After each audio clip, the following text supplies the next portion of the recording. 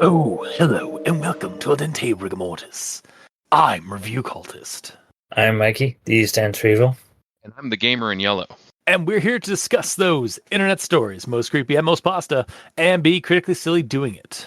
And tonight we have The Gray Man. Not to be confused with last week's episode, where we talked about The Gray Man. And not to be confused with 2022's film, The Gray Man. This is not Al Dente Real Talk. We are covering The Gray Man with an A instead of an E. Very different. Yes. Legally different Gray Man. Distinctively different. By the way, I just got to point out, so there is one also the Creepypasta Wiki just called Gray Man without the. And I think it straight up says, like, not to be confused with The Gray Man. So I just love that they have that. There's a lot of gray men out there. Yeah. It's been a very gray month, too, so. Mm-hmm. It's fitting. Yeah. Gray Man. Disclaimer. Gray Man has nothing to do with LSD Dream Emulator or anything else with the similar name. So, but that is not the one we're covering tonight. We are covering The Gray Man with an A, and it's by Pratt 99. Yeah! Though, I mean, it's I'm going to assume it's part of the Curtisville series. It's in that mythos that Pratt 99 has come up with. So it wasn't name dropped at all, but no, the spirit was probably there. Is. Yeah, spirit definitely felt like it was there. So, but let's dive into this, starting with the initial recommendation. I'm going to partially recommend this one. I'm not going to recommend it. Going to recommend it. You're going to? Yeah. So we're running the gambit again. Yep, as always. We do that too much. No, it's fine. Almost like we're different people with diverse opinions on things. Exactly. So let's dive into this and find out why we have such sprawling views on the story. Starting with the rundown. So Midori is asked to recount the strange occurrence her and some friends dealt with over the weekend, where they seem to be chased by something in town. This is asked by her popular friend at school, Gwen, and so in the cafeteria, with a fair amount of students listening in, she recounts the details of what occurred on the weekend. Midori had a bunch of friends over to play spooky games and maybe watch some horror movies. I guess it was Halloween or something. It was around that time of year, it seems. Just taken to a Halloween haunted house, so one would assume. Yeah, it's definitely in that time of the season. Yes.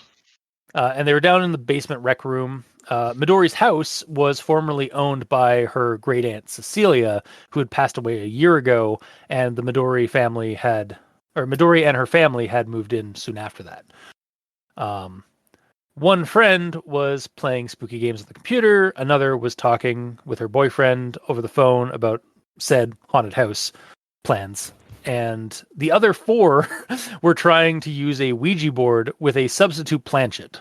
They had instead of the usual little disc or diskette they use, the planchet, the board game comes with, they were using a lizard, or no, they were using a remote first, and then later in the story they end up using a lizard pen as the thing to direct for the numbers and the words and such, or the letters and such on the board. Anyway, while this is going on, and her friends are playing all this stuff and talking around her and stuff like that, Midori just decided to just take a nap.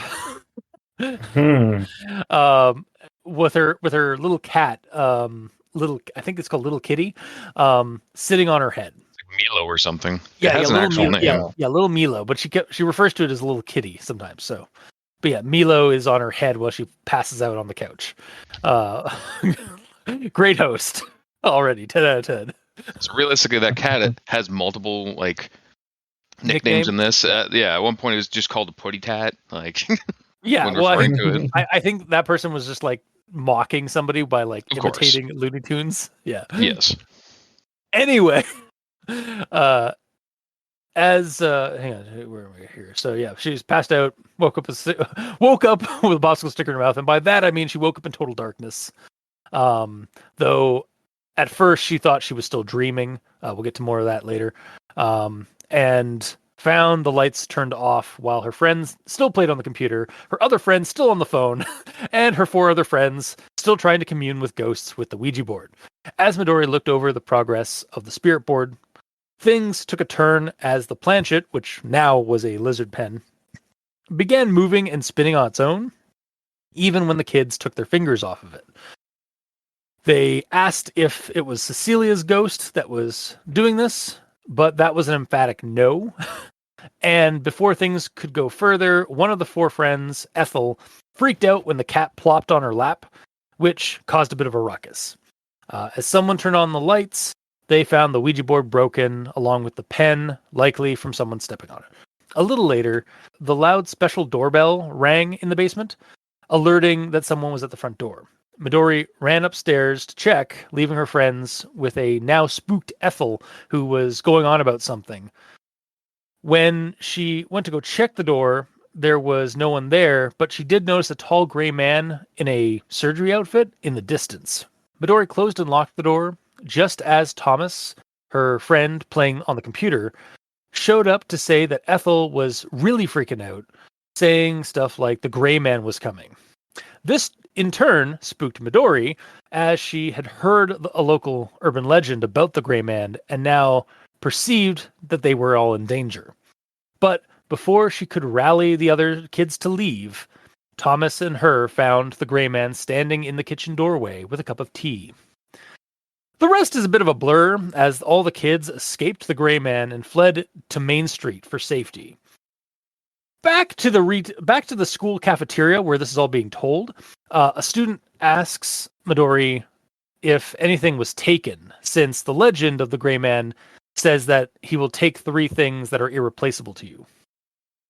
To which Midori answered, among 2 other things that really didn't matter, the gray man took her little kitty, Milo. The end, as the story states. Things didn't matter. There was like a little refrigerator. Yeah, like a little refrigerator. Like Irreplaceable refrigerator. Yeah, Apparently. sure. Or like her parents' jewelry. It's like, okay, those, like, that shit doesn't matter. The cat got taken. It's actually the small refrigerator and ancient tea. Oh yeah, sorry. Well, for some reason, I thought it was- collection of expensive tea, not ancient tea. Ancient tea. yeah. But I mean, like, the more important one, like, then the big zinger at the end of this one was that the gray man had taken the little kitty. So Yes. but yeah, and as the story literally says, like right at the bottom, the space end. So yeah, that was The Gray Man with an A by MM Pratt 99. I hate that we have to like preface that every time. It's just funny. I just do it. I know, but we actually have to. Yeah.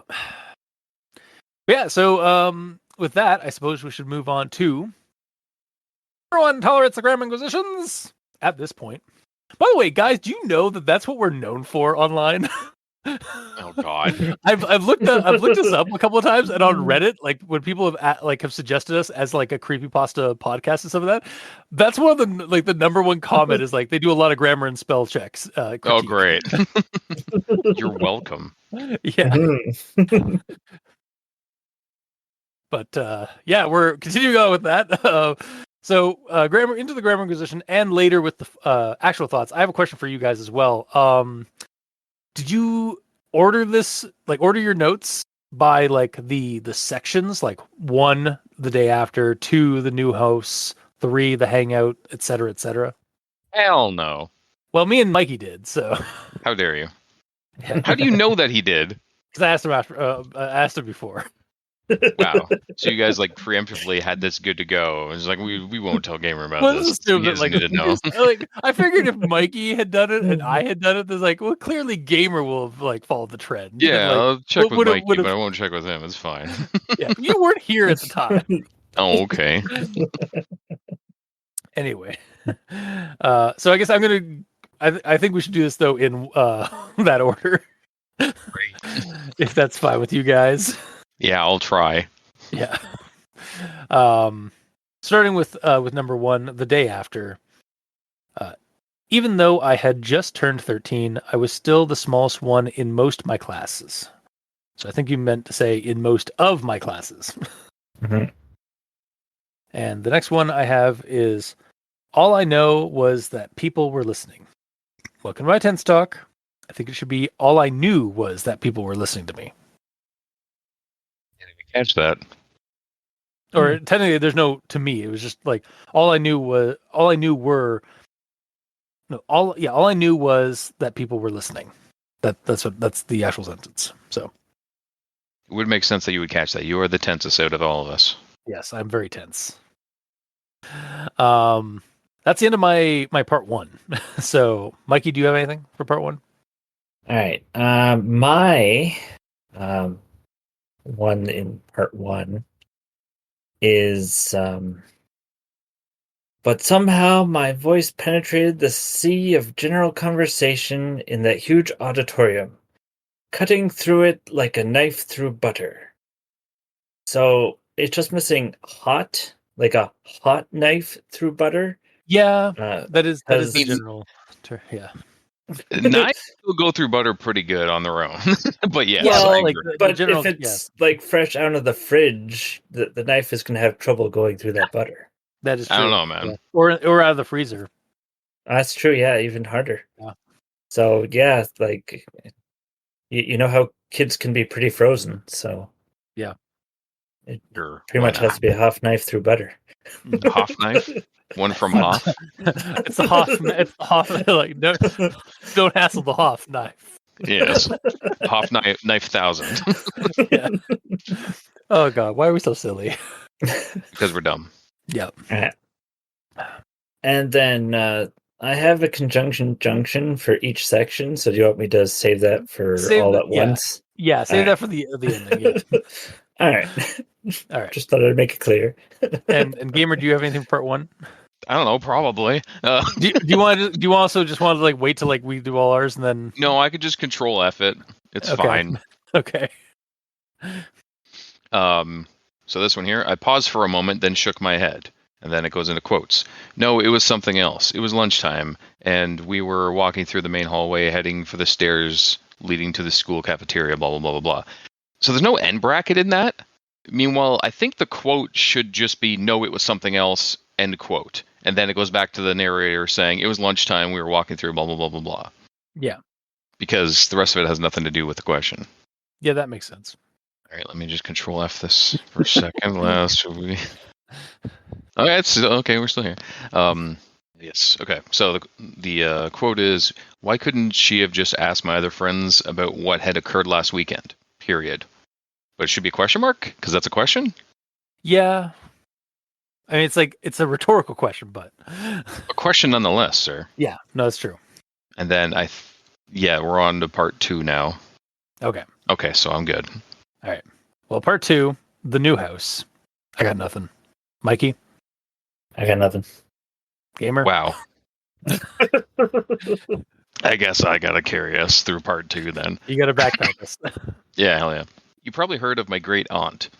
She came from a prominent Nye family in Fairhaven. Unlike other ultra-rich families, the Zewis didn't throw Yeah, I went with like didn't Zeus. throw big lavish parties and act all pompous and stuff.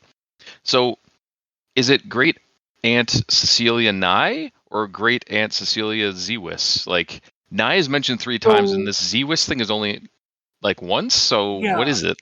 I honestly thought that like Nye. At first, I thought Nye was like the family name, and then I thought that maybe because like this is an M.M. Pratt story, and like it's kind of got some of the leanings of like a Curtisville series or like story. So I kind of just assumed that maybe like the Nai and like the Ziwis were like magical creatures or races that are in like that are living on among humans.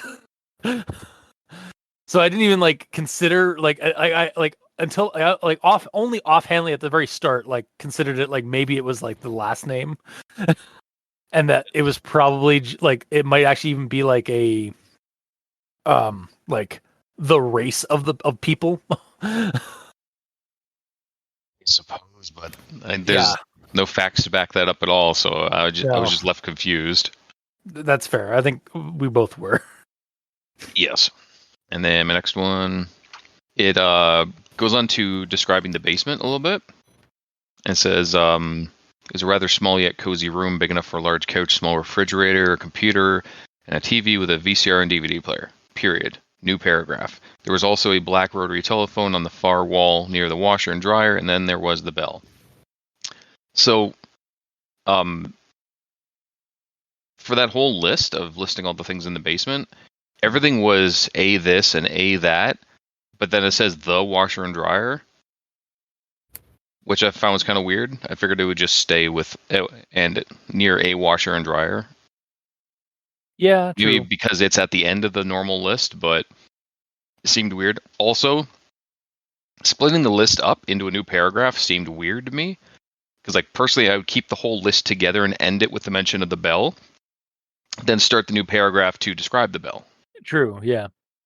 I would say there the one kind of counter to like having it be the washer and dryer versus a washer and dryer is like the washer and dryer is like it's a landmark in the basement to like kind of hint or like tell you where the black rotary telephone was. Like it's on the far that they wall. Never use. I know, but like that's just like my devil's advocate for like why it should remain the. I will not die on that hill, on the hill. Like that's fine. But the biggest thing is I personally think that the list should stay together because the previous paragraph is tiny. Yeah. So adding that little bit more would help.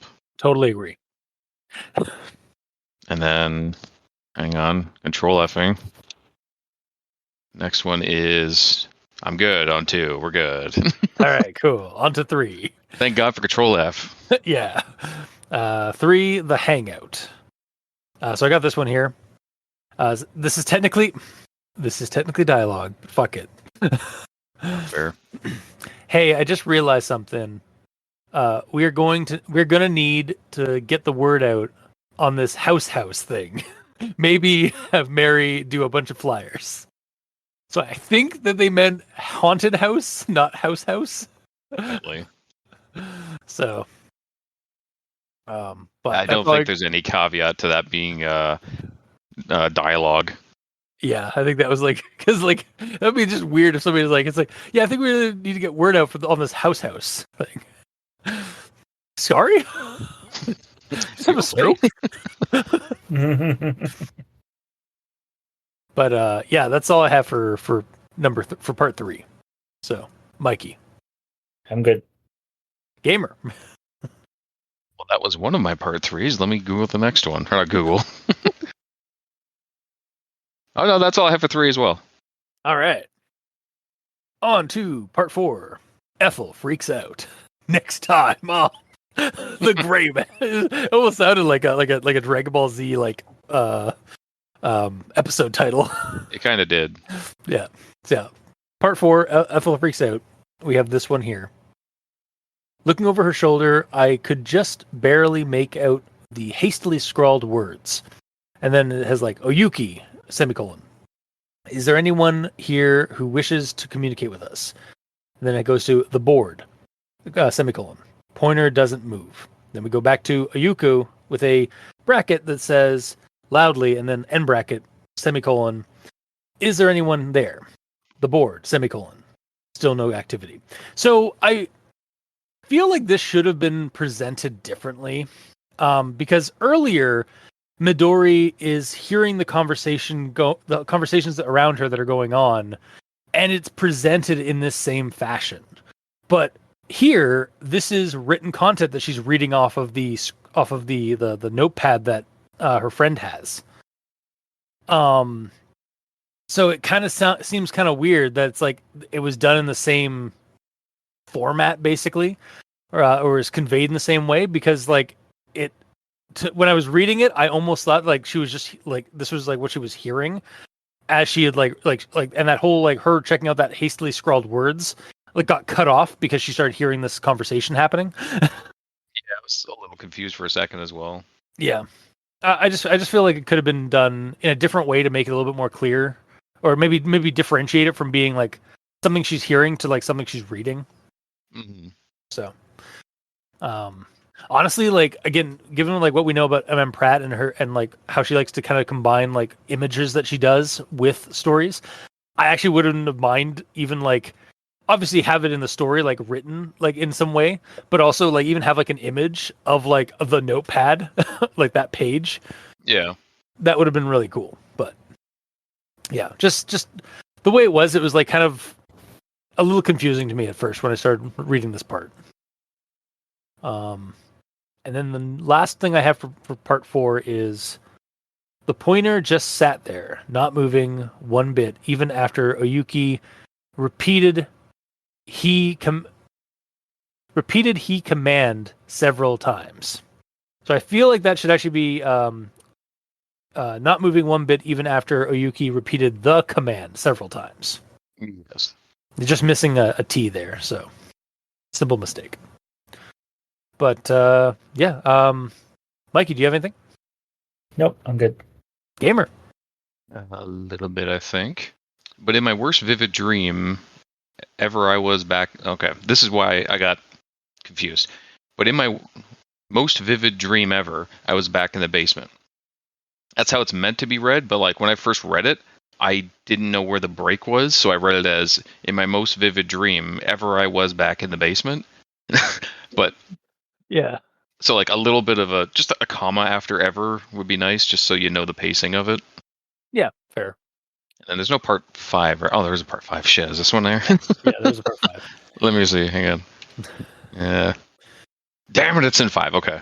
Okay. I'm good for 4. All right, moving on to 5 then. The Gray Man cometh. As soon he mentioned that name, I felt icy chills racing up and down my back. So I think it needs definitely needs to add as soon as he mentioned that name. It's missing that second as from as soon as. But I'll move on to the next one I have. A note of fear crept into his voice. You don't might be possessed. I think you don't think she might be possessed. Yeah. Or you think she might be possessed. Yeah, even that, yeah. And then my last one for part 5. And was anything taken from your house? Said one inquisitive student. So it's a little weird because like I didn't bring up the last bit of this part. So here is like this is like this is like the first bit where like it transitions back to the present day where Midori is telling the story to like a cafeteria of students. Yes. And I really feel like this was like a good point to have like a horizontal like separation line to cut away, to have like a proper like clear visualization that like we are now moving to a new scene, because it just kind of like whiplashes you back to reality or back to the present. A little bit, but I mean, you get it. Yeah, you get it, but it's just like I think like that horizontal line would have definitely been nice. Yeah. But that's all I've got for part 5 and my grammar inquisition. So, Mikey, do you got anything? Nope. So we'll wait for conjunction junction, I guess. All right. And Gamer, Okay. do you have anything before the conjunction junction? Yeah. Speak now. Jeez or forever hold your Louise. peace. God damn. Sorry. Sorry. Hey. I was like, speak now or forever hold your peace. And then you're like, geez, Louise. Well, that's my Yeah, I actual know, quote that I'm quoting is "Geez Louise," Irene grumbled. Yeah. Because like the spelling of that, like I've only known it spelt as "Geez Louise," as in like the way that you would spell a woman's name as Louise, but it's LOU-EEZE. That is a weird one. I've not ever. Yeah, I've not heard it that way. Yeah. I've not read it that way. Um,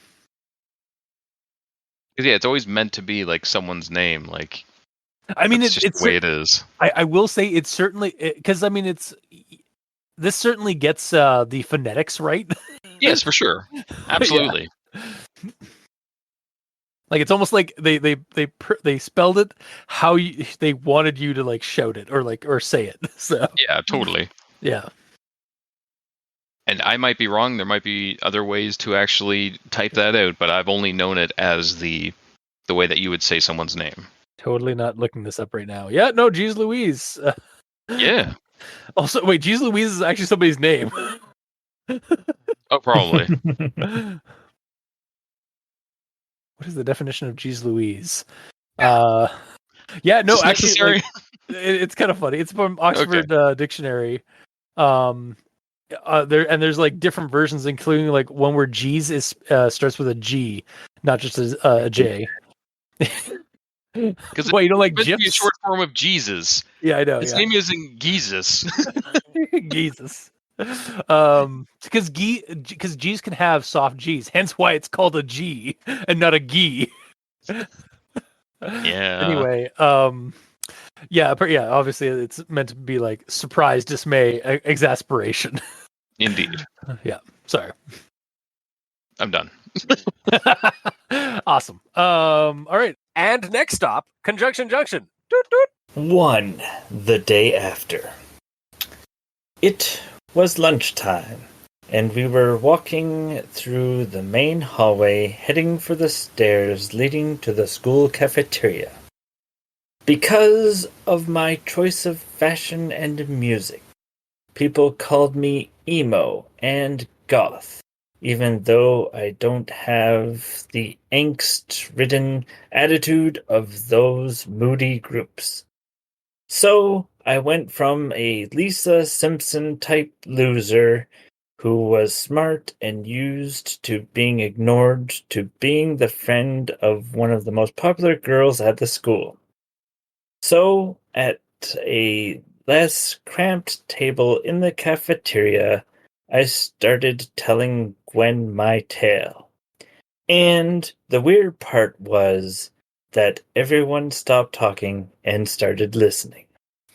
But somehow my voice penetrated the sea of general conversation in that huge auditorium, cutting through it like a knife through butter. 2. The new house. But getting back to my story, our new place had lots of space, way better than the cramped little bungalow we had back in LA. It was rather a small yet cozy room, big enough for a large couch, a small refrigerator, a computer, and TV with VCR and DVD player. Its clanging finally drove my mom up the wall, so she had my dad muffle the hammer thingy with duct tape. 3. The Hangout. It's the Maniac! It should be like what they do on Ghost Hunters. Is there anyone here who wishes to communicate with us? 4. Ethel freaks out. But in my most vivid dream ever, I was back in the basement. It was now dark and gloomy, like the outside of a sealed, dusty jar. Someone had apparently turned off the lights. So, what's the trick? Magnets? Remote control? It's impossible. And that was when I realized I wasn't dreaming at all, that I was fully awake and this was actually happening. It might be dangerous. But what Irene's questions were, we never did find out.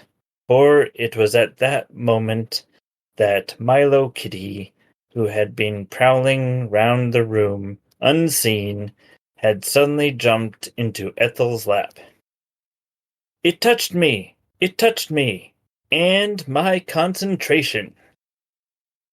It was a little bitty kitty, said Irene.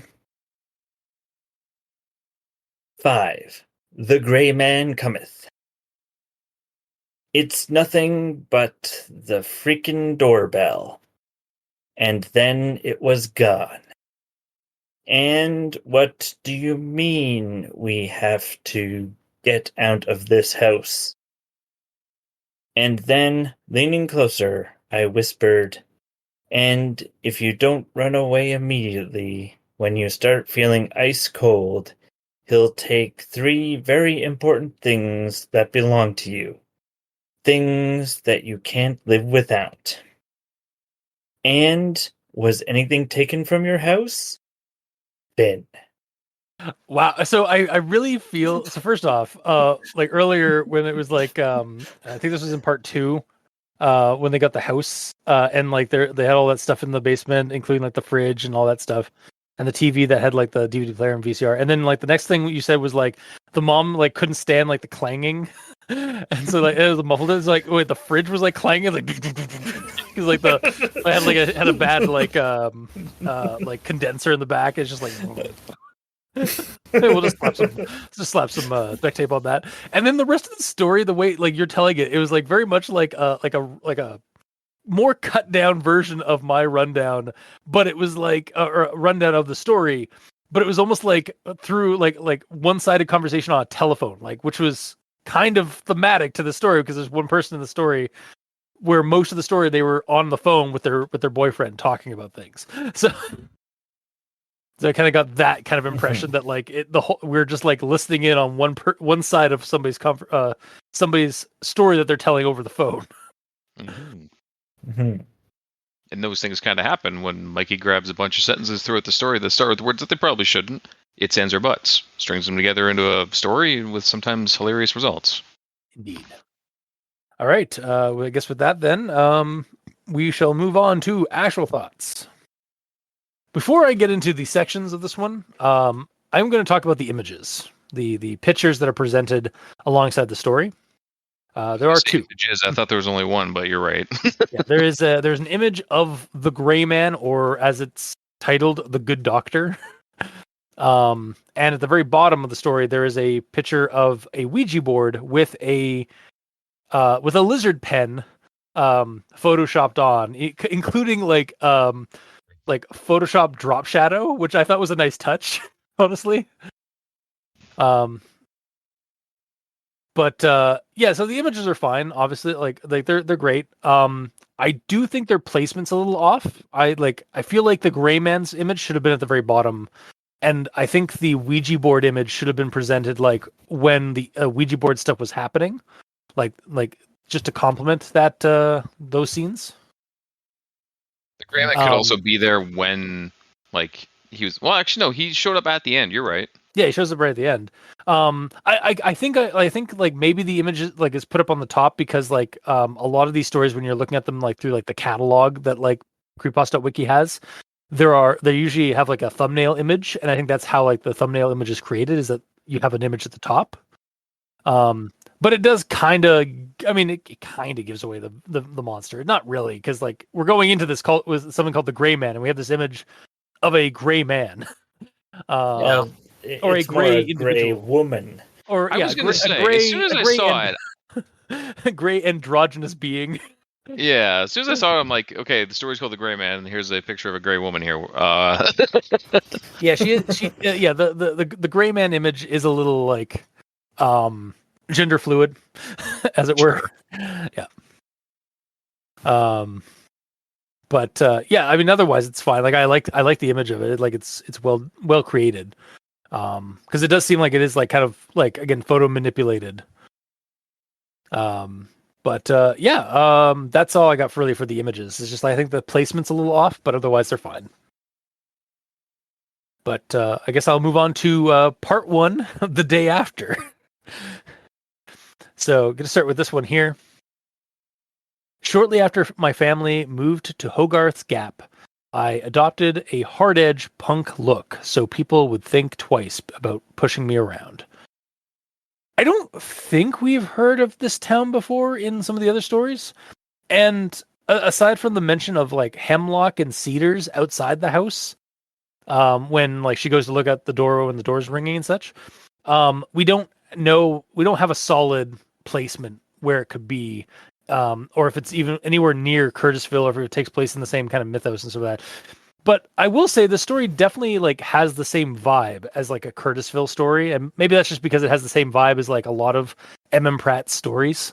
Also, the same person wrote them. Yeah, exactly. Yeah. So You're right. It's probably in the same universe for sure. Yeah. But I'll move on to the next thing I have. So at a less cramped table in the cafeteria, I started telling Gwen my tale. So this is like, this story starts in media res and has a wraparound narrative device. Just really double down on those narrative devices. It works. Yeah, no, it does. Yeah, it just, and like the media res didn't really bug me because like it kind of quickly got to the point of like of what's going on. Like anything else is kind of, anything before what happens is sort of superfluous. So, and you kind of get the gist of what's going on. Like her friends asking her what happened like on the weekend because of this weird thing that happened, and then we get the story which explains what happened. So, what do you mean that everything happens before that is superfluous? Everything that happens before it is the whole story. No, but I mean, like the whole media res thing, like the story's telling us what happened. So, like I said, like we don't need to have anything more set up than what we got. Yeah, is what I meant. Yeah. Yep. But that's all I got for part one. So, Mikey, do you have anything part one? No. Okay. Gamer, do you have anything part one? Maybe. Let me see. I really wish I hadn't done this format. Yeah. If only someone warned me. All right. First one. We were walking through the main hallway, heading for the stairs leading to the school cafeteria. Due to the lousy weather and the major improvement in today's lunches, it was jam-packed. So what was jam-packed? The cafeteria or the lunches? Yeah, or maybe right. both. Okay, I also kind of like for a moment I also had that like idea that like jam-packed is in like the sandwiches. Totally. There's just jam in everything, even stuff that probably shouldn't have jam. Yeah, everything is jam-packed. Even the radar today. The radar, sir, it appears to be jammed. Yeah. Raspberry. There's only one man who would dare give me the raspberry. Lone Star.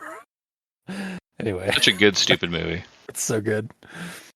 But that's not the story. No, it's not. It's really not. No. Okay, next. This is in regards to Gwen asking Midori about what happened and all that. She says, she could have just asked that loudmouth Irene Dawson, who is a terrific storyteller when it came to spine-tingling tales, or Thomas Lutz, the comic game fanatic. Why did it have to be me, Midori Sayoko, the awkward new kid? It felt like an awkward way to get the narrator's name, having her, like, think of it herself, like, in the moment. Also, that was such a backhanded like compliment to her friend there, to Irene. Where the hell was that? What was that? How did she describe Irene for there? It was like she could just ask that loudmouth. Yeah, that loudmouth who's so great at telling stories. It was a terrific, it's like such a backhanded comment. Well, she hates her. It's just like she's also aware that she's a good storyteller, but hates Irene everything was else. But Irene was also like her friend, like at like that weekend. Like she was there on the weekend. Okay, everyone has a friend who's that friend. Okay, that is 100% true. Yeah, because the other description of her was Irene Dawson, the hyperactive beatnik redhead wannabe actress and artist. Oh, yeah. So Yeah. Yeah, it was like this definitely felt like Irene Dawson. Terrific story, like loudmouth, but terrific storytelling, like Borderlands style. It's like kind Thomas Lutz, the horror game fanatic. Midori Sayuko, the awkward new kid. Yes. Yeah. Very much so. But either way, I feel like the names would have been better to give out more naturally just in the dialogue, because like Gwen could have been like, well, what was it then, Midori? Like, because then we get her name at least, because she's directly talking to her right there. or even just mention it later on when in part 3 when it's going through all the people saying this person, here's their description, this person, here's their description. True, yeah. So having it up front was just kind of awkward. Mm-hmm. And that's it for 1. All right. Then we move on to number 2, The New House. I got nothing for part 2. Mikey, do you have anything for part 2? Yes. Okay. Now, instead of clanging, it made a muffled clunk, like, well, a wooden bell underwater. Which my response is, well, I feel like any sort of bell underwater isn't gonna make a lot of noise. So why a wooden bell? I think just double downing on the muted description of sound. It's wrapped up in so much duct tape that it barely makes a noise. Yeah. Yeah. That's fair. Mhm. But yeah, that was my annoyance there. It's like, well, why a wooden bell? Who uses wooden bells? Are wooden bells even a thing I'm pretty sure they are, actually. that aren't ornamental? Checking.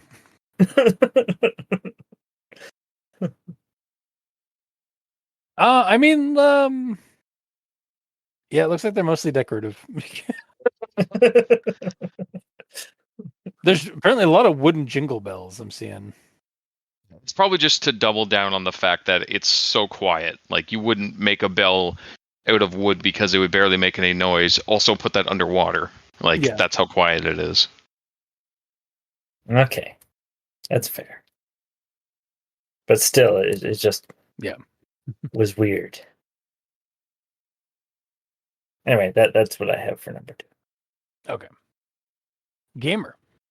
Okay, speaking of the bell, its clanging finally drove my mom up the wall, so she had the muffled with duct tape. Now instead of the clanging, blah, blah, blah, blah, blah, wooden bell.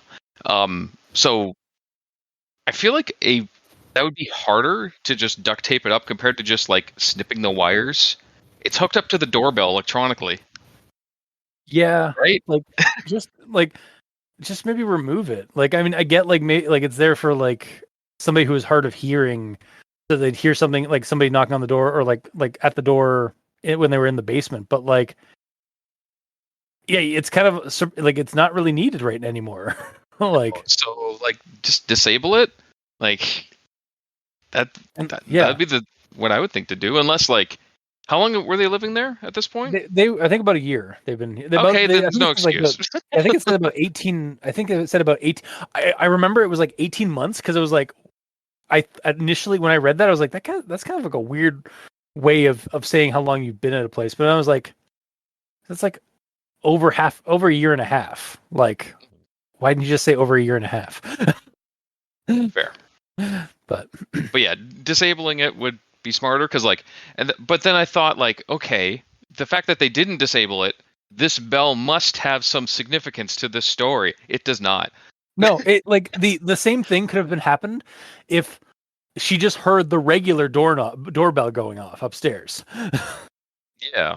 Well, because okay. The only like weird thing that happened with the bell is the fact that, like, it made a loud noise when the gray man was there. But like, what does that mean? Oh my god, it was a jump scare scene. Like the bell went off and like, but it's like at its full power because the tape had been like had come off, and it basically it scared everybody. It's literally, but like, I am with you. Like, I do feel like it really just serves as like to notify Midori to go check the front door because the gray man's at the door. Because at that point they've summoned the gray man through the Ouija board, I guessed. Because like that's who was on the other line. For sure, but like even with it wrapped up, they still would have heard it and they still would have went to check it. Yeah. Because like, they could have been like, oh, I guess mom forgot her key or something. I'll go let her in. Like, yeah. It could have been something like that, but like, and they also didn't check the bell. Like, it would have been weirder if the bell actually had tape on it still, but it still made that loud noise. Yeah. Yeah, they just assumed it had come off and didn't even bother. Just kept like let it ring. So Yeah. Because like if it was still wrapped up and it was still making that loud noise, then maybe there's some sort of like time dilation stuff going on where like he's affecting the house as if it was back in the day or something. I don't know. I don't know the abilities of this creature. But yeah, it's kind of weird. Yeah. That's all I got on to. all right, then on to part 3, the hangout. So I'm gonna start with this one here. He had this tendency for shrieking and kicking the table whenever he got scared, most notably when reading the infamous tale of Bong Chong Dong Ghost, or of the Bong Chong Dong Ghost.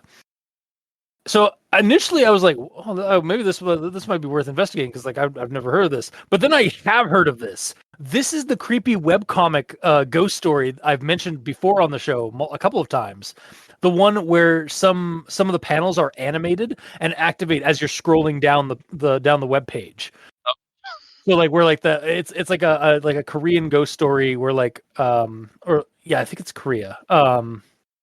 Where person's walking at night and they see some horrific looking figure in front of them, and as they get closer, like the head like turns around like all the way like an owl to like a creepy face, and that's the animated part. It's just like it just like as you scroll past that panel of like the back of somebody's head, it turns around. Nice. Or like you see it like it vanishes and then you see it like far away and then suddenly just like animates as like it just scuttles like right up to the panel. Does it repeat or does it just go once? I think it only does it once. It's been a while Nice. since I've checked out that comic.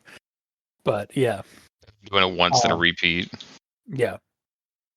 But yeah, that's the comic that I've always I've referenced in the past. I was like, oh, that's what that is. Nice. Yeah. And then moving on to the next thing here. Irene, huh? Still on the phone. No, we're not watching horror. We're not watching a horror movie. That's just Thomas playing Home Sweet Asylum 2.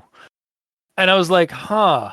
When I first read that, like of like Home Sweet Asylum 2, I checked to see if it was an actual game.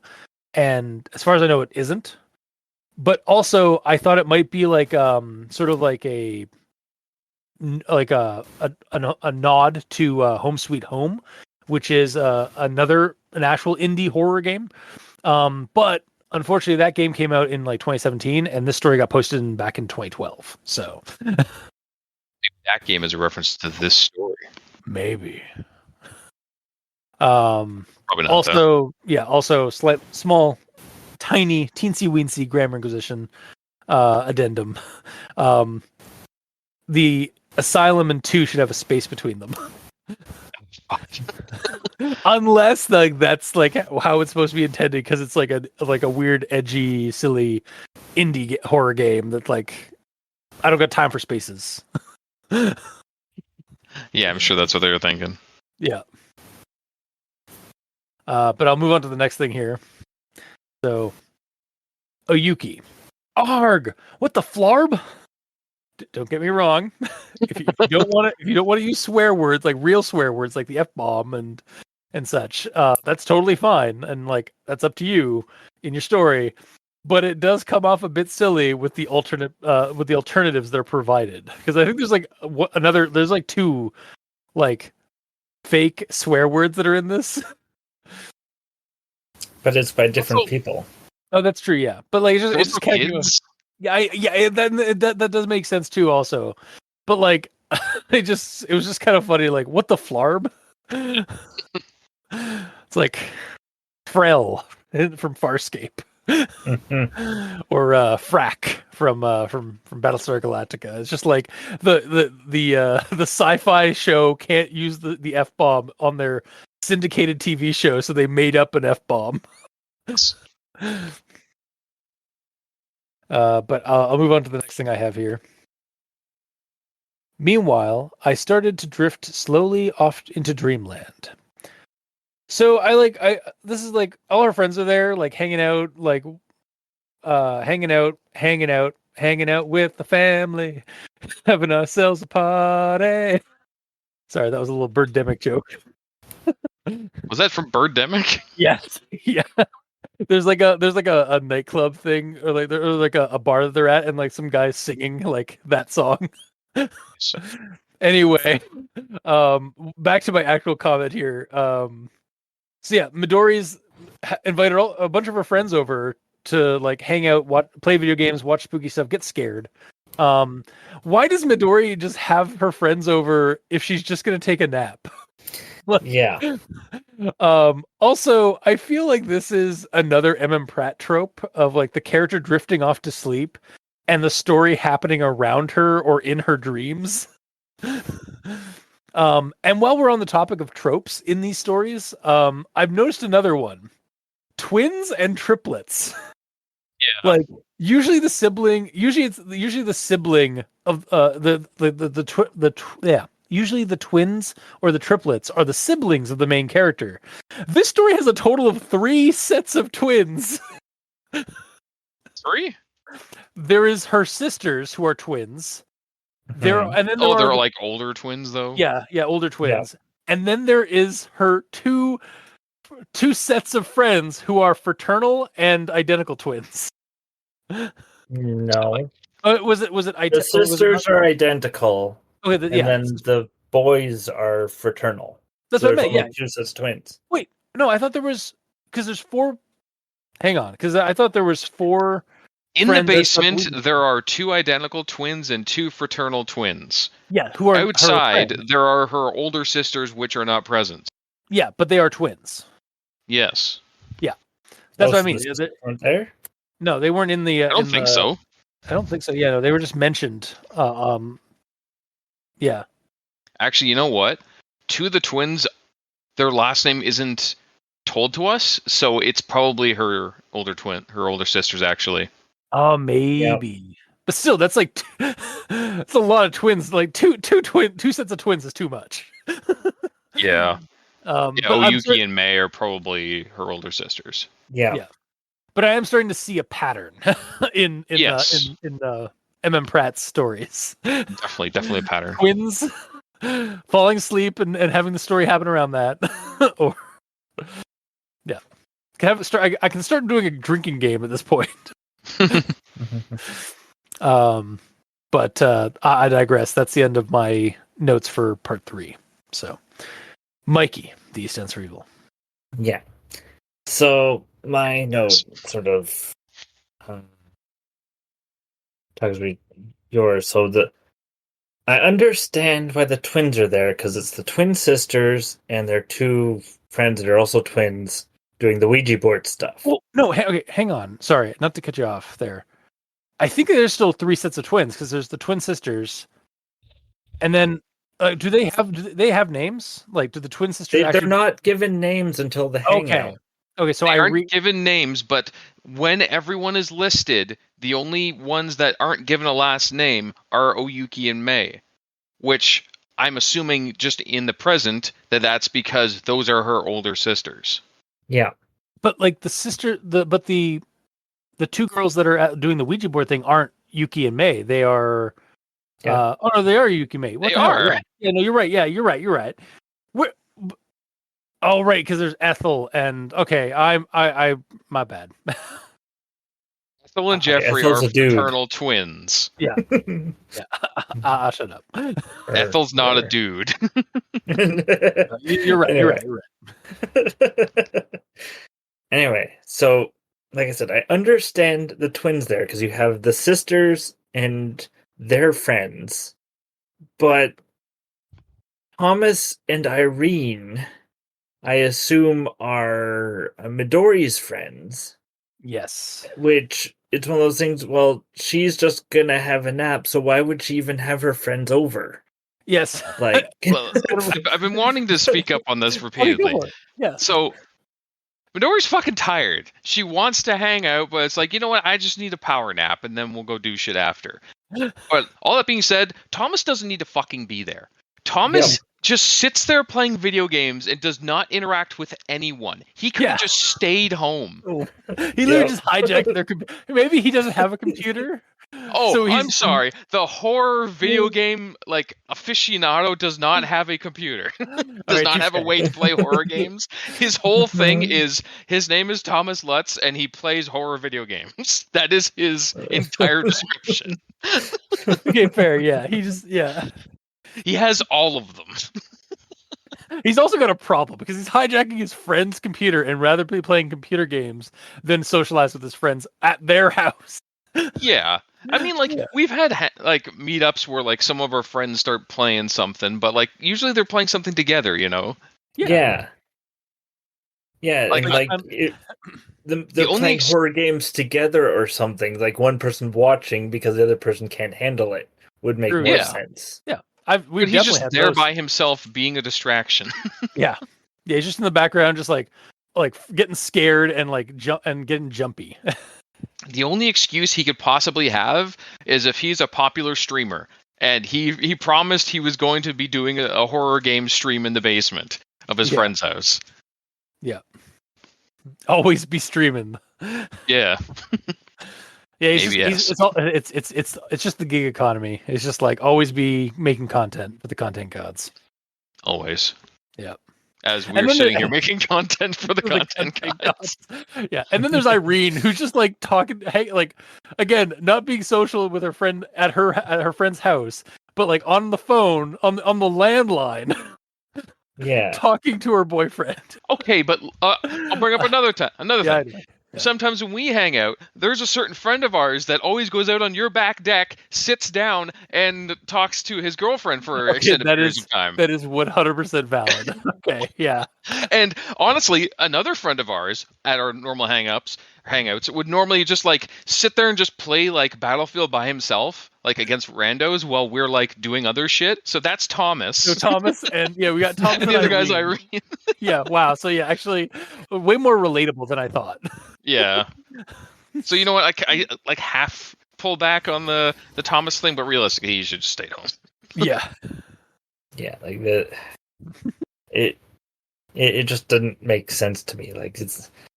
And the only thing that makes some sense is that we don't have any parents in the situation. Because the moms are oh yeah, I come over to our house after school because my parents aren't home, so we can do whatever we want. Use the phone and stuff. Yeah. Yeah, no, it's we're smoking weed or doing something. Yeah, and this is definitely honestly, this definitely feels like a something that would happen in a bygone age, like the 90s or the early 2000s, not now, but maybe that's just because I'm out of touch. But it felt old school. I thought it was meant to be in the 80s, and then Thomas is what, my smartphone? They're even talking about VCRs and DVD players. Yeah, well, because it's an old house that they got in. That's true. Yeah, also, yeah. But no, it definitely it felt like an old school hangout. So I really did. That's actually one thing I really liked about the story was how relatable to me this whole setup felt like. But I believe Mikey was still on his note. Sorry, we stole the spotlight again. Yeah, well, that's all I have for the hangout, which was why are they hanging out if the main host is just going to have a nap with her cat? Yeah. I'm just going to pass out on the couch, guys. I'll be right back. They had a planned hangout. Yeah. And she didn't plan to be exhausted during the hangout. Yeah. Mm-hmm. Yeah. That's my actual thought for number 3. All right. The hang. This is actually the hangout. Yeah. So Gamer next. Do you have anything? I mean, I jumped in and yelled about Thomas, so I'm good. Thomas and his should have stayed home. Yeah. So yeah, I have no further notes on 3. Yeah, I'm actually glad that that got clarified that the twins were probably her sister's friends, or her sisters and their sister's friends. That makes a little bit more sense because I was also kind of wondering this kid has a bunch of friends coming over. Meanwhile, she was saying that she was the loner punk kid at school. Well, until she became friends with the most popular girl in school, and that's why she has all these friends Who now. wasn't at the hangout either. Yeah, Like Gwen, why actually? yeah, like I kind of almost want. That's one thing that I kind of wanted at the beginning, like wondering why Gwen wasn't at this hangout. Like, Maybe she sent the gray man. yeah, maybe Gwen is the Gwen. It's the Gwen man. Gwen man. She's got to like her older brother to like dress up as him and just break into the house. Yeah, Realistically, he didn't do anything supernatural. No, he just well he teleported into the house.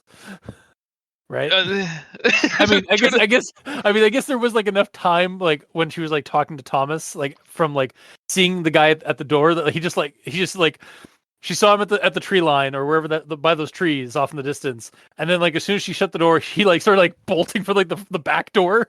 Yeah, to totally. like to sneak in. He's like climbing through a window or something that yeah. that Gwen left open the last time she was over. That he had to get like a cup of tea. And he's like, hi. He's like holding back, like being exhausted. yeah, just breathing in like really like slowly, but like haggardly. Yeah, he's a theater student though, so he's really good at acting. Yeah. I'm glad we clarified this. Yeah, totally. I'm glad we totally mundanified this. Yeah, Whimsical horror story. All right, move on to part 4. Part 4. Ethel freaks out. Gonna start with this one here. They probably just wanted to go watch a scary movie or play a video game like more normal people would. I wanted to do something else too. Yet Oyuki was hellbent determined on getting some spirit contact. So grammar inquisition a little bit there. yeah, a little weird phrasing. Yet Oyuki was hellbent and determined on getting some spirit contact. But the actual thing for my notes here is like, I know it's clarified a little later, but I still feel like this was a wasted opportunity to maybe have dream Midori. Because like at this point, we still thought that Midori was dreaming all this and stuff like that, and that her friends like couldn't see her as she was like kind of getting off the couch and like leaning over the Ouija board stuff. But this could have been like a cool little moment, I think, in the story where like Midori herself like tries to move the planchette on the board while she's still in dream mode, since no one seems to be able to see her, and she does that in the dream, and then her friends react both in and out of the dream. Like when she wakes up, she finds out that the pen did move on its own. When she moved it in the dream, so like almost like she was astral projecting. That would have been cool. Yeah, that also would have been cool. Yes. Yeah. But it would have nothing to do with the gray man either. Yeah, well, that's what, because at that point I was like, oh, maybe she's like, this is how she like gets contacted by the gray man or something like that, like because she's like actually projecting and attracting something to her. Because she's got like an astral, she's actually got the negative trait astral beacon from Shadowrun. Sorry, Mikey, where that like attracts like spirits and creatures and stuff from the astral plane to her. Makes sense. Yeah. But speaking of the whole like the fact that like we find out something a little bit later about like her being in a dream and such, we get this quote just a little ways down. Then turning towards me, she fixed me with an amusing glance. Say, maybe it's your late great aunt calling up to wish you a happy Halloween, or to tell you not to waste your time playing around with occult board games. And that was when I realized I wasn't dreaming at all, that I was fully awake and this was actually happening. Okay, so like yeah, we find out that like she thought she had like that she was dreaming when all this was going on, but actually she had just woken up in darkness and where her friends were playing with the Ouija board and stuff like that. I kind of like that revelation, though it could use a bit more emphasis or like elaboration, I suppose. Because it was kind of like a nice little like not like a what a revelation, not like that, but it was just like a nice little thing where like, oh shit, Midori was or Midori finds out she wasn't dreaming. This is all actually happening. And she's just like she was just dazed from waking up from a nap, because like that happens. Yes. But yeah, I just kind of wish it would have been a little bit more like maybe gone a little bit more emphasis or elaboration on that, or again, have her be dream version of herself, and then have her actually be astrally projecting, and then like weird shit starts happening because she's like tampering with the Ouija board in her astral form. So, but I digress on that. That is like the story of the Gray Man is basically like, don't fuck with supernatural shit. So like her fucking with supernatural shit in the dream, as you said, could have been a good draw for him to show up, because at this point it's just literally because I think Oyuki yelled at him. One of them yelled at him. Yeah, I think it was Oyuki. Yeah. But yeah. Yeah. No, I think that would have been a cool way of like bringing him, like they accidentally summon this thing by them tampering with like spirit boards and stuff, which is a trope on itself, but it's a well-known trope, so it works. But yeah, that's all I got for part 4. So, Mikey, do you have anything? No. All right. Also had the idea of, if she had been in her astral form or whatever, because nobody was paying attention to her and she touched things, that would have been interesting. But we didn't get that. Yeah, it's just like, no, it turns out you were awake this whole time. Mhm. And your friend, your friends / your sister's friends were just ignoring you. Mhm. Yeah. Which now makes a lot more sense, because like that is something that happens. Like the younger kid, the younger sibling of like your friend, that when you're hanging out their place, like you tend to kind of like ignore them when they're trying to like get in on the action of like whatever you're doing. Mhm. If you're rude. Yeah. But I mean, it happens. So Of course. Yeah. But all right, Gamer, what do you got for part 4? Mostly a silly one. But I'll bring it up anyways. Thomas was still at the computer. Shocker. His slightly goateed face lit up by the glowing screen. When I first read that, I wrote it as his slightly goated face. So, like, either he's a shifter, a goat shifter of some kind, yeah, or his face is like slightly the greatest of all time. He's the goat. He's the goat. Slightly, though. He is the spawn of Yog-Sothoth, and he's actually a member of the Watley family from the Dunwich Horror. Sure. Because Wilbur Watley, the human brother or the human son of the Watleys, had goatish appearance. Mm-hmm. So, yeah, he's the goat. Goat man versus the gray man. Yeah. But that's all I got for that chapter. Fair. That was a critically silly moment. I appreciate it. Indeed. It had to happen once. Yeah. So, on to part 5. The Gray Man Cometh. I got this one here. Hey, what's going on? Thomas asked, noticing the worried expression on my face. The Gray Man's going on, I explained as I headed for the basement. Wait, who's this Gray Man dude? My friend grasped me suddenly by the arm. And what do you mean we have to get out of this house? Wow. Someone being the voice of reason. And like actually asking questions, like not just like going along with things in a creepypasta. And it's Thomas out of all people. Yeah, I hate him though. It was just I don't know. It was really good on you for asking questions and like questioning the situation. Well, he's interested about horror things, clearly. Yeah. So he should be asking questions. True. But then we have this one here.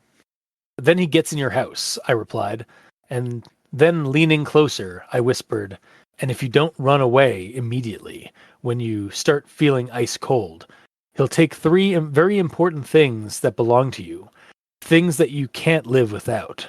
What kind of things? Thomas asked through chattering teeth. Like your smartphone, collection of video games, and Sandman comics?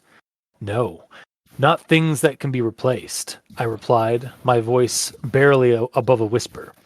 Things that can't, like your eyes, heart, and soul. Oh, derp. Thomas gulped. Fucking response. I just wanted to read that out loud. Fair. Like that bit. So you could appreciate how I interpreted that last quip. Yeah, like, duh, of course. Oh, like it sort of stole the creepiness and direness of the situation. Yeah. Like I know they're kids, like they're kid characters, but just would have sufficed. The derp was like not needed. Oh, a der. Oh, doi.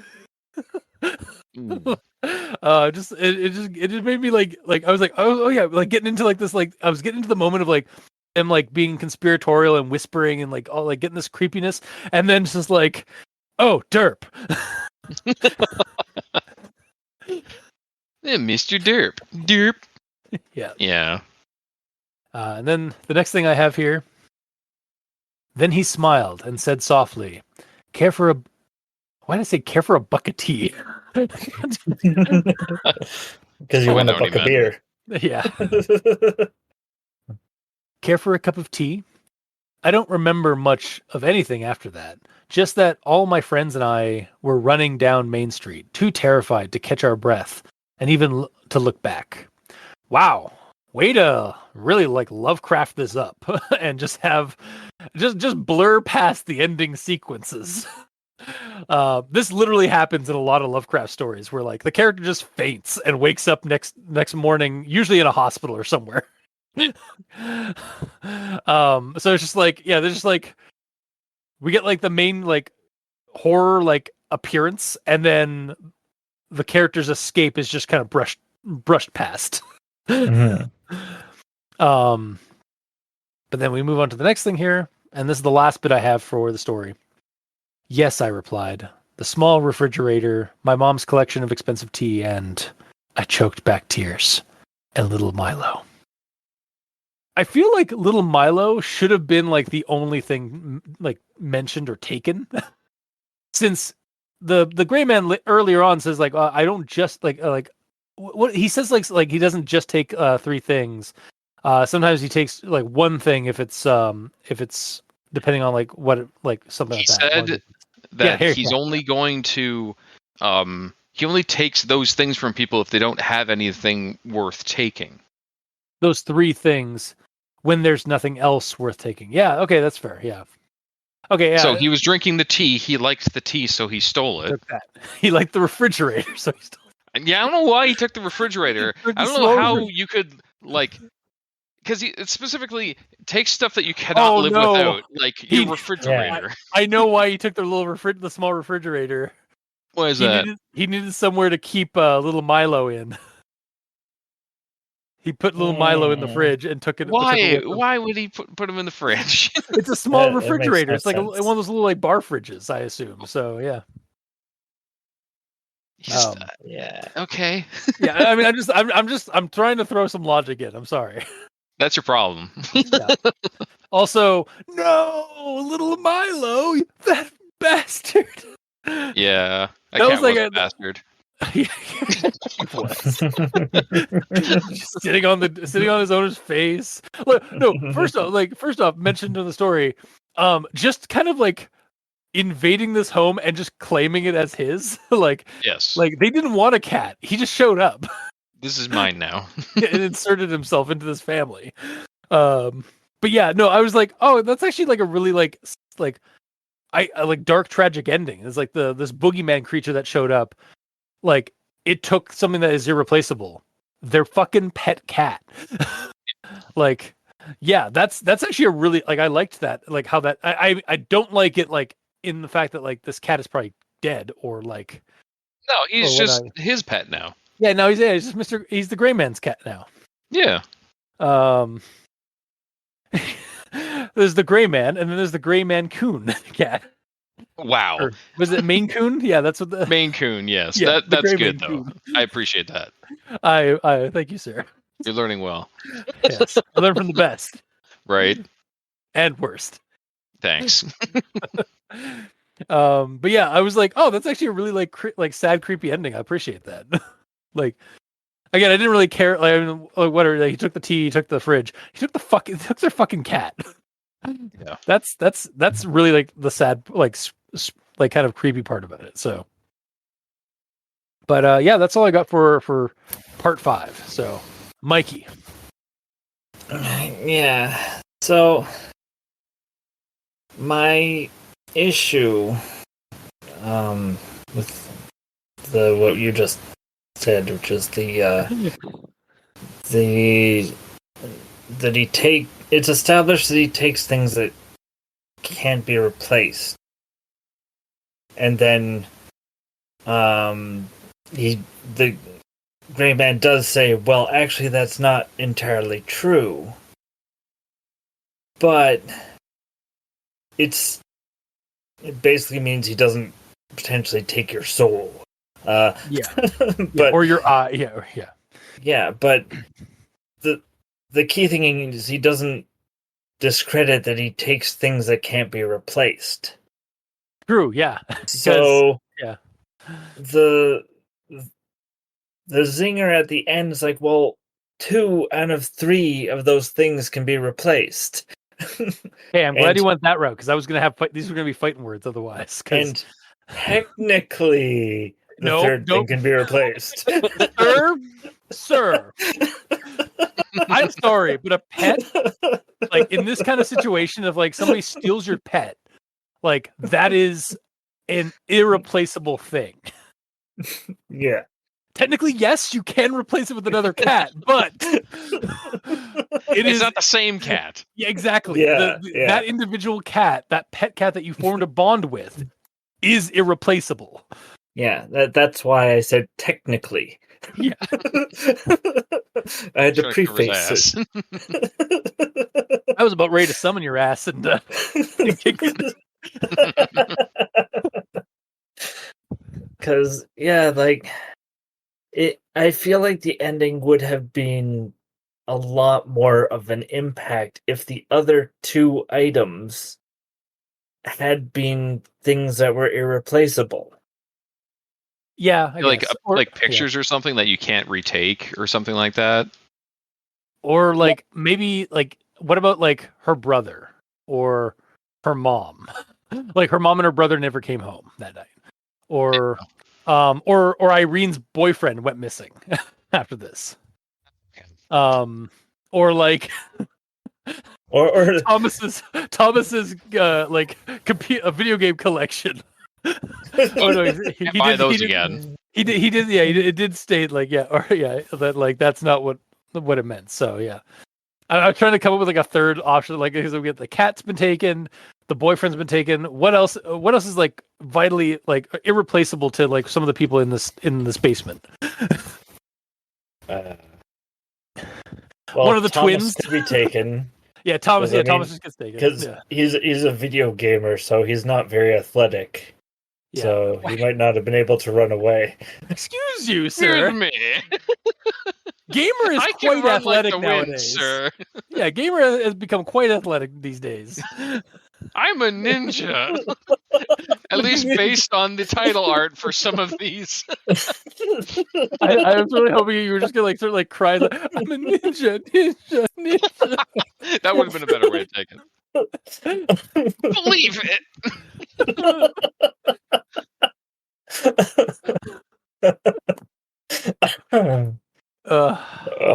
Stereotypes. Yeah. I'm not gonna lie, they do exist for a reason, but yeah. But yeah, so the impact at the end, like it didn't have as much of a wow factor because there's only 1 out of 3 items that couldn't be replaced. Yeah, I think now that I've clarified what the Gray Man said, because I thought he'd said well, actually that's not true. Like he'll take one thing if it's the really valuable kind of thing. I thought that's what he had said. I think he specifically says 1 at all. It's just he says he only takes those body parts and soul if there's nothing else to take. Yeah. Yeah. That's what I mean. I didn't say that he'd said that. I just said like that's what I thought he had said along those Yeah. lines. But I think if he had said something like that, that would have made more sense for him not to even mention any of the other things except for the cat. But Yeah. Poor mental kitty. yeah, poor Milo, as he's Schrodinger's cat. He's either dead or he's now hanging out and chilling with the gray man. He's absolutely And- hanging out. Yeah, he is now and the I You think he mean- took the tea so he could just destroy it? No, he's enjoying it. yeah, The way sure. that you would normally enjoy tea. You think he stole that small refrigerator so that he could destroy it? No, he's using it to keep his beers cold. Yeah, exactly. Yeah. Well, and I mean, what if the expensive tea was in the small refrigerator to, keep it fresh, and basically the parents just got rid of the small refrigerator? Like it was, they planned to get rid of it, but hadn't told their kids that they were getting rid of it. Are you trying to mundanify this? Yes. Don't worry, I'll You do that in son my of a final bitch. thoughts. No. I mean, never mind the fact that we've already tried to mundanify it, or like right off the hop. So We do that in every story. I know. Unless the story does it already, and then we have to try to mystify it. Yeah. Make it all magical and weird. Yep. So that's the end of my actual thoughts for part 5. All right. Gamer, you're up. Okay. Part 5. So, yeah, mine is just basically in regards to the ending where, like, I was reading through it and I'm like, okay, this is getting kind of cool. The dude shows up, what's he going to do? And then they just run away and leave. Yeah. Like, for me, reading it, it kind of felt like it stops before it really gets into, like, actual horror stuff happening. And, like, Yeah. yes, people have to survive to be able to tell the story. But still, I found it kind of odd, but also kind of refreshing that the characters just noped out of there at the first sight of the creature. Yeah. That's what would have happened. I'm with you. I also wish that like we just gotten some more about that escape. Yeah. But like furthermore, like the creature allowed them to leave. Like he That's didn't true. try Yeah. to stop them. He's like, you can leave if you want. I'm just taking your shit. Hey, I'm just breaking and entering, man. Like You got good tea here. You guys get to live. If you guys didn't have good tea, I'd be killing you right now. listen, I'm not actually a supernatural entity. I'm not even a serial killer. I'm just a burglar. Yeah. I'm just a burglar with a quirk. Yep. The theme. Absolutely. He's got a bit. Oh my god! He's a burglar. It's Halloween, so he's just dressed up Yeah.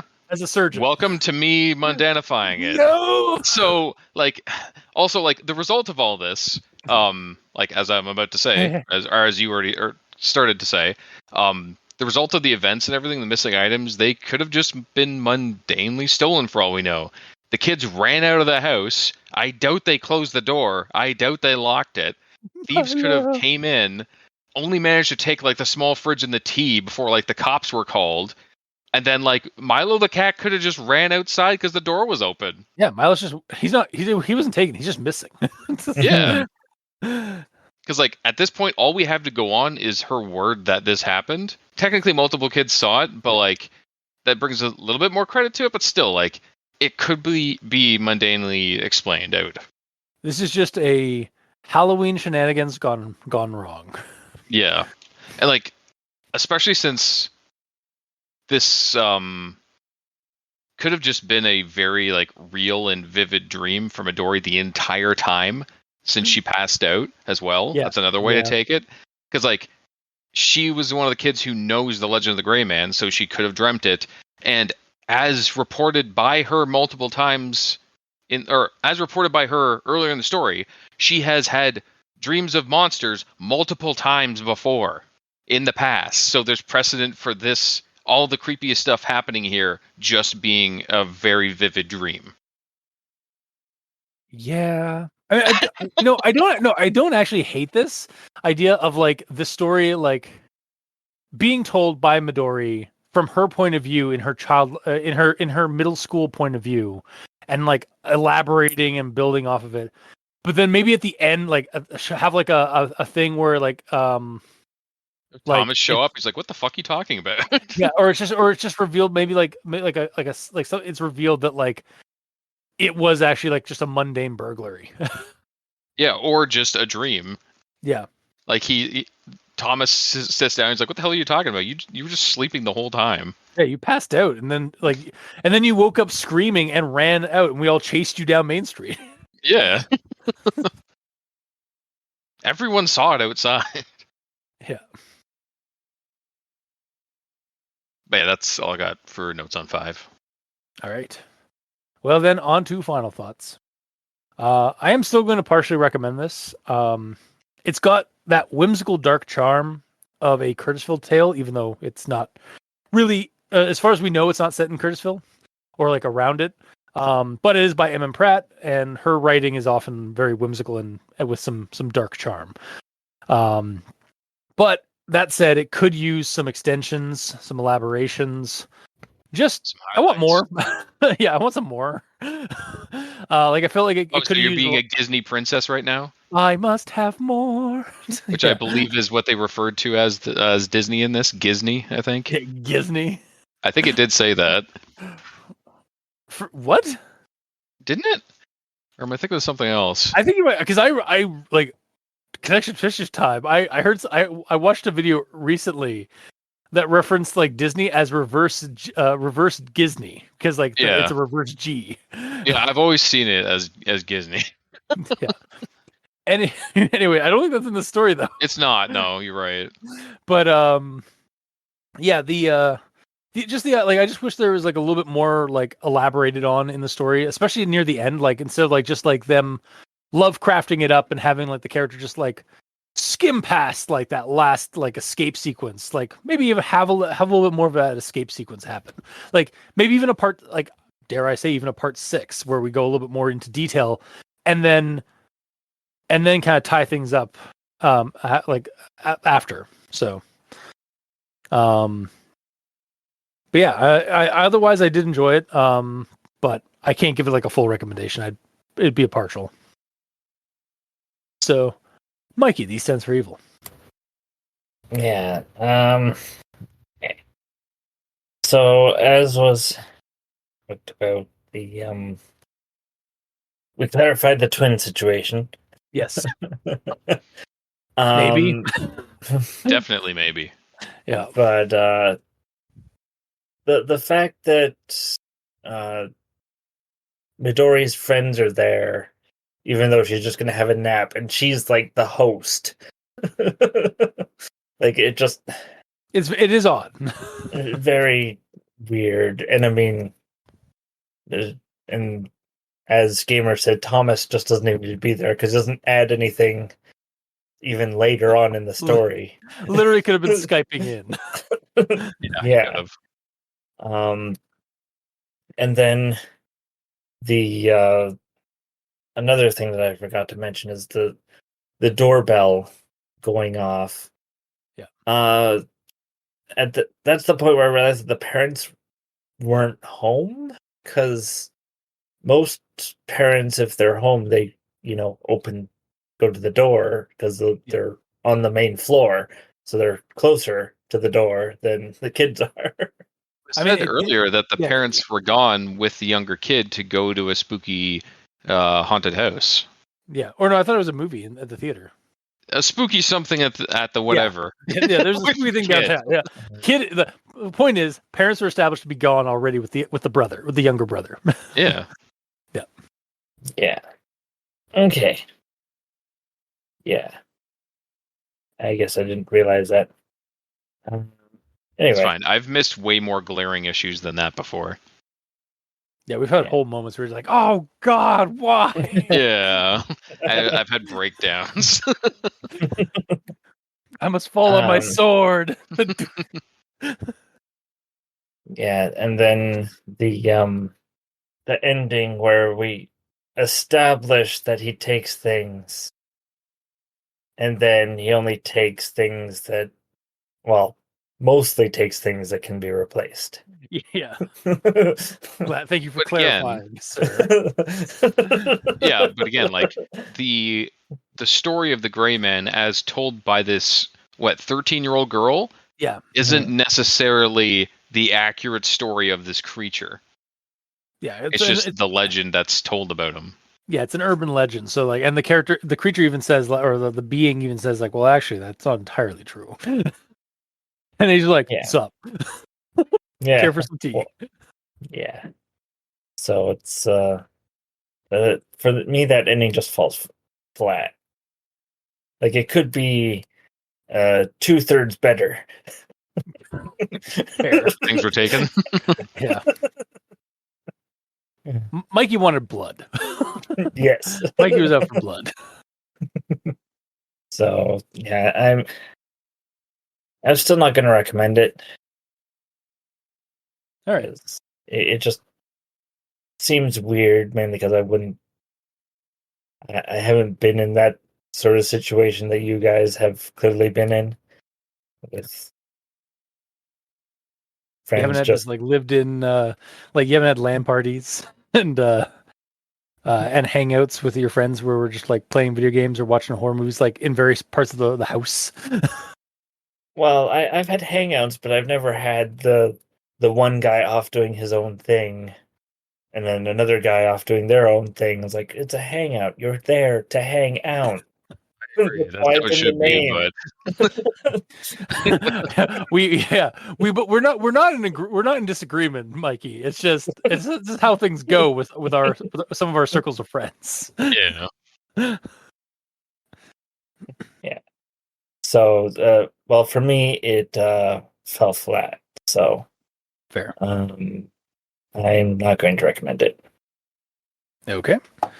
And then we have Gamer. The story was like written pretty well, and while at first I was like lamenting having to follow so many characters, like especially because I had to read this in short order because reasons. But regardless, it was pretty easy to follow. Like you could very easily tell like who the twins are and who the other twins are and everything. It's not a problem. Any sane person can do that. Granted, like some characters are meaningless, like Thomas. Like I said, he didn't have to be there. Really did not. You're just out for the one Gamer character. I'm just wrapping it up in my final thoughts. There, yeah. He didn't do a damn thing. He could have not been there, and there would be no difference to the story. Anyone else could have gone up to the top floor to see what the problem was at the end. But either way, the creature himself was interesting. He's basically like a boogeyman to scare people to not fuck with what they don't understand. So he's like a perfect member for the SNTF, honestly, the Supernatural Task Force, which is our stupid headcanon thing that we've created of supernatural beings that are actually helping humanity. Yeah. It's a DARE program. It's part of the Supernatural DARE program. DARE? I don't know, like basically like don't do this thing or we'll haunt your ass or we'll steal things from you. Yeah. Kind of situation. Mm-hmm. Yeah, overall, I still enjoyed the read at the end of the day. Like, it was still a fun read. And, like, yeah, it could be improved one way or another, but so can everything. Because I was originally going to give this a partial because I feel the same as you, Cultist, where, like, it's good. It's just, like, I feel like there could be a lot more at the end. But at the end of the day, I still enjoyed the read, and I wouldn't feel bad recommending it to someone. So I'll still give it a recommendation. Okay. But yeah. All right. So I guess that'll do it for this week's episode. A partial recommendation, a non-recommendation, and a full recommendation. So do with that as you will, audience. If your brain's wired like each of any of us specifically, that's probably how you will like or dislike this story. Yeah. That's it for tonight. If you like what you heard, or if you didn't, leave us a comment in the comment section below, wherever this gets posted. Some of us are on Blue Sky. Mikey is at the East Ends for Evil. And I'm at Review Cultist. You can also send us emails at aldentebrigamortis@gmail.com. That's ALDENTERIGAMORTIS@gmail.com. Where you can also leave us suggestions for other creepypastas, SCPs, spooky things, You creep it, we'll peep it. Yeah. And if you'd like to help support our show financially, you can go to Patreon. We have special episodes, early access, and extra content. To all our patrons that are helping support the show, thank you immensely. You're helping keep those hosting bills at bay. And as always, we very much appreciate that. And to our listeners and the authors of these stories, thank you immensely. Because without your listenership, it'd be like screaming into the void. And without your authorship, without these stories that you post or that you write and post online, we really wouldn't have much of a show because we have nothing to talk about. So thank you. Also, I should probably bring up, we are actually part of a network now. Yeah, you probably should, actually. We are part of Crit in the Night, a tabletop RPG, actual play, and creepypasta or spooky podcast network, alongside with our sister podcast, One Less Die, and our cousin podcasts, the Role Playing Exchange, and Is that what they're called now? Yeah, the Role Playing Exchange, and soon to be the Technical Difficulties podcast. So you can go check it out at critinthe.night.com. Yeah. Until next time, I have been your host, Review Cultist. I'm Mikey, the Sense Evil. And I'm the gamer in yellow. And this has been Al Dente Rigamortis. Sleep well.